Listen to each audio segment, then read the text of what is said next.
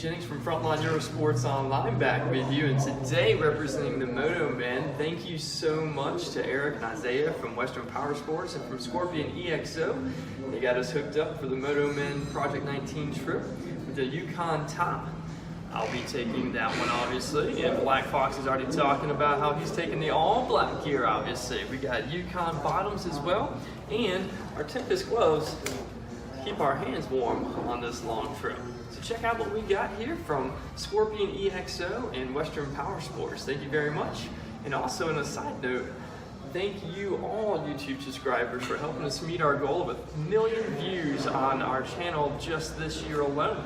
So now we're over 3,200 subscribers. We're gonna get up to 10,000 by 2020 with 10 million views. So help us with subscribes, likes, shares, and comments to help spread the good word of Frontline Eurosports Online and moto.men. Thank you and have a beautiful day.